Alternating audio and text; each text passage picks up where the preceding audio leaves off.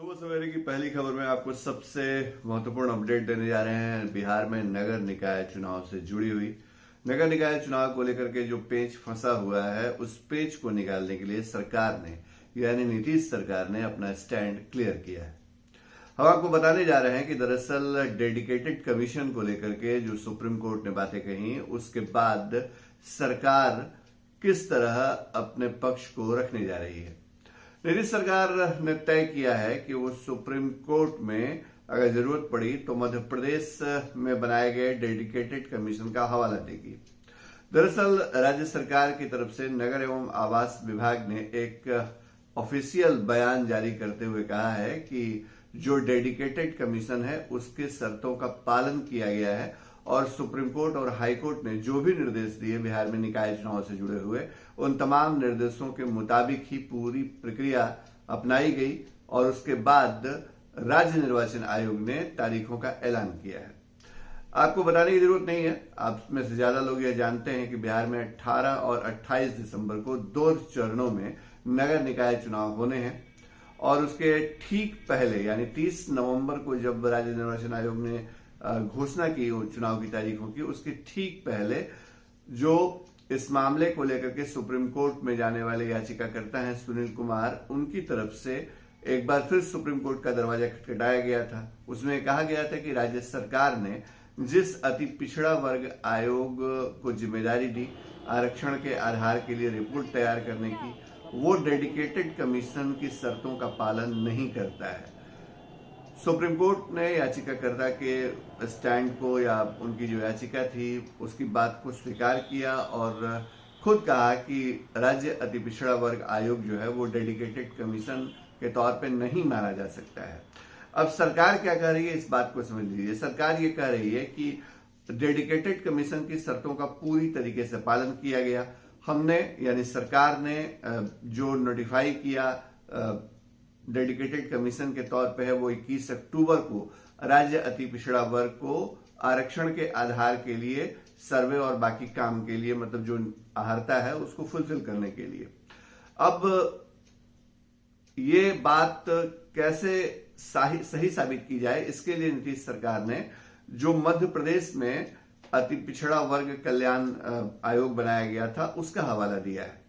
नीतीश सरकार का यह कहना है कि मध्य प्रदेश में जिस तरह से डेडिकेटेड कमीशन पिछड़ा वर्ग कल्याण आयोग को बनाया गया था, लगभग उसी तरह की स्थिति हमने बिहार में पालन की है और इसमें नियमों का पूरा ध्यान रखा गया है।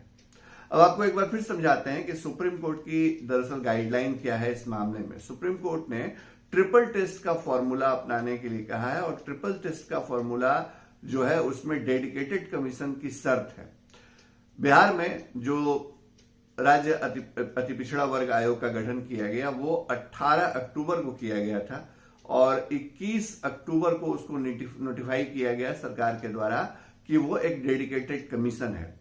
यहीं पर मामला फंस सकता है अगर सुप्रीम कोर्ट ये कहे कि एक आयोग का आपने पुनर्गठन किया और उसको बाद में डेडिकेटेड कमीशन बनाया, तो ये कैसे हो सकती हैं चीजें। याचिकाकर्ता की तरफ से जो वकील हैं, याचिकाकर्ता जो है वो भी इन्हीं बातों को कोर्ट पे रखेंगे, लेकिन फिलहाल नीतीश सरकार ने इस मामले में बचने के लिए रास्ता अपनाया है और रास्ता ये है कि मध्य प्रदेश में जिस तरह डेडिकेटेड कमीशन का गठन किया गया उसी आधार पर बिहार में हमने डेडिकेटेड कमीशन बनाया और उसकी रिपोर्ट्स जो एएन सिन्हा इंस्टीट्यूट के जरिए जो सर्वे कराया गया और उस सर्वे की रिपोर्ट के आधार पर आयोग के सदस्यों ने कई जिलों में बैठकें की, वहां पर जाकर के स्थिति को जाना और उसके बाद वो रिपोर्ट तैयार कर उन्होंने भेजी और इसी रिपोर्ट के आधार पर राज्य निर्वाचन आयोग ने जो चुनाव की तारीखों का है ऐलान किया है। इस मामले में पटना हाई कोर्ट में 6 दिसंबर को अगली सुनवाई होनी है नगर निकाय से चुनाव से जुड़े दूसरे मामलों में, जिसमें प्रशासकों की नियुक्ति और बाकी चीजें शामिल हैं। सुप्रीम कोर्ट में सोमवार या मंगलवार को इस मामले में कुछ हो सकता है, वो अपडेट भी आपको सबसे पहले देंगे फर्स्ट बिहार पे। हमारी खबर लगातार नगर निकाय चुनाव से जुड़ी अपडेट को लेकर हम आते रहते हैं। हमारी खबर कैसी लगी कमेंट बॉक्स में जरूर बताते रहिएगा, आपके कमेंट का हमको इंतजार रहता है। नमस्कार। ये लो मुंह मीठा करो, आज मैंने अपना जॉब छोड़ दिया, अब हम पूर्णिया वापस जाएंगे। जॉब छोड़ दिया है? मतलब ये घर कैसे चलेगा? हम करेंगे क्या? और माँ बाबूजी क्या बोलेंगे? इसलिए मैं एक और मिठाई का डब्बा लाया। अपने बिजनेस के लिए लोन अप्रूव हो गया। अरे लोन अप्रूव हो गया वो तो ठीक है, लेकिन पूर्णिया में हम रहेंगे कहाँ? अपना घर भी तो नहीं है वहाँ।